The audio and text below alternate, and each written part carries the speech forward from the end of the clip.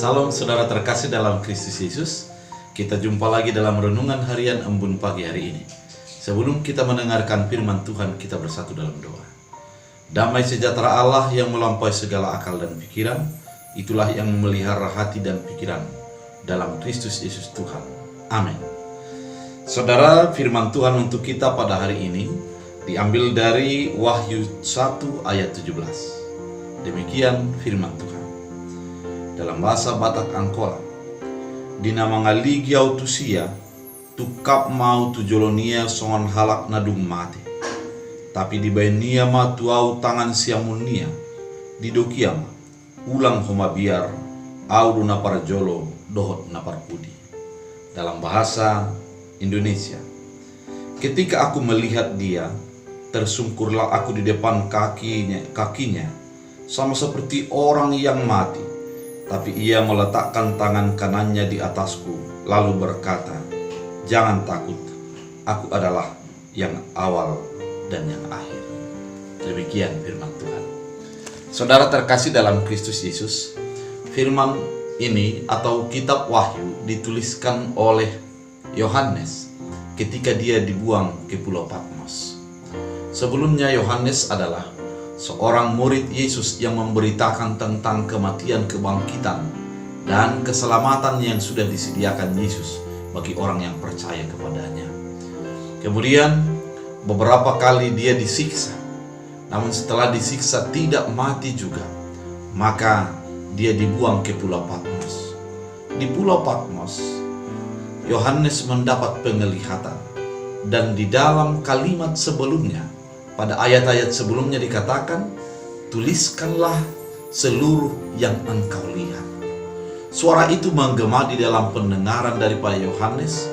Kemudian dia melihat bahwa ada sosok berupa anak manusia yang bersuara seperti sekuat sangkakala, dan dia mendengarkan kalimat-kalimat yang menceritakan tentang 7 jemaat yang dikatakan oleh suara tersebut. Ketika terjadi demikian dan dia melihat sosok yang begitu agung tersebut, dia tersujud, tersungkur di hadapannya dan merasa bahwa dia tidak layak untuk mendengar dan melihat sosok tersebut.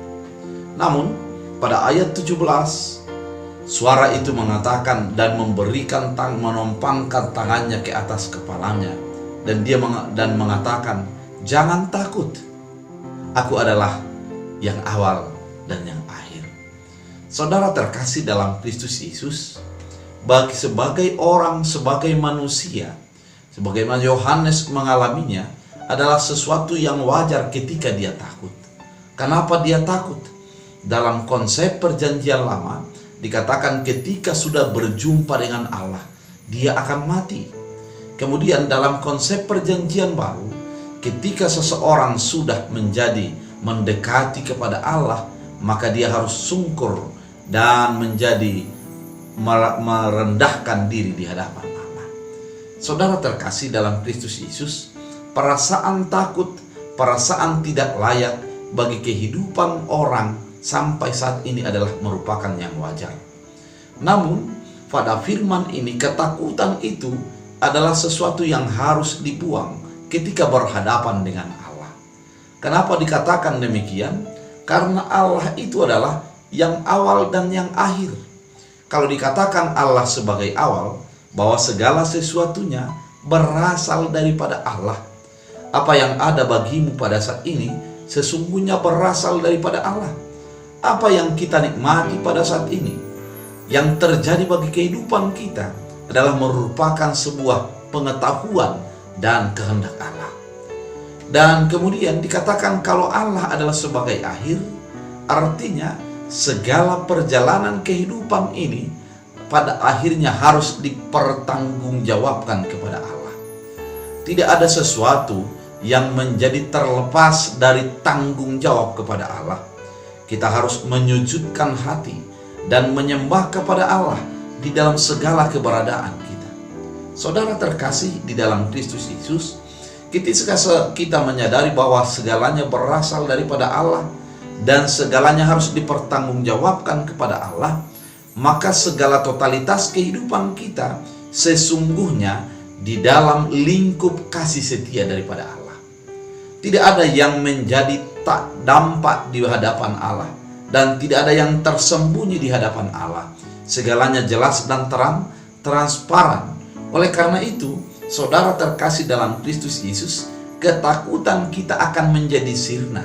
Kenapa? Karena Allah di dalam segala sejarah dan segala keadaan selalu menyertai dan berada dalam kehidupan kita. Oleh karena itu, saudara terkasih dalam Kristus Yesus, firman ini mau menguatkan kita. Rasa takut yang kita miliki, rasa enggan yang kita hadapi untuk berhadapan dengan Allah harus diyakinkan secara iman bahwa segalanya berasal daripada Allah dan akan kita pertanggungjawabkan kepada Allah. Maka di dalam segala kehidupan kita itu bertanggung jawab dan memuliakan Allah. Oleh karena itu, ketakutan akan sirna karena ada perasaan dan keyakinan Allah selalu menyertai kita. Oleh karena itu, mari tetap melihat kuasa Allah dalam kehidupan kita. Tuhan Yesus memberkati. Kita berdoa. Terima kasih Tuhan, Engkau mengingatkan kami melalui firman-Mu, di mana Yohanes bersujud di hadapan Allah dan perasaan takut ada di dalam dirinya. Namun Tuhan mengingatkan bahwa Tuhan adalah Alfa dan Omega, yang awal dan yang akhir, yang selalu ada di dalam setiap sejarah kehidupan kami. Oleh karena itu Tuhan, jadikan kami menjadi pelaku firman. Jadikan kami menjadi mengimani bahwa Tuhan tidak pernah meninggalkan kami. Oleh karena itu, sembuhkan yang sakit, kuatkan yang lemah, hiburkan yang sedih, dan berkati setiap umat-Mu yang mendengarkan firman ini. Dalam Kristus Yesus Tuhan. Amin. Tuhan Yesus memberkati.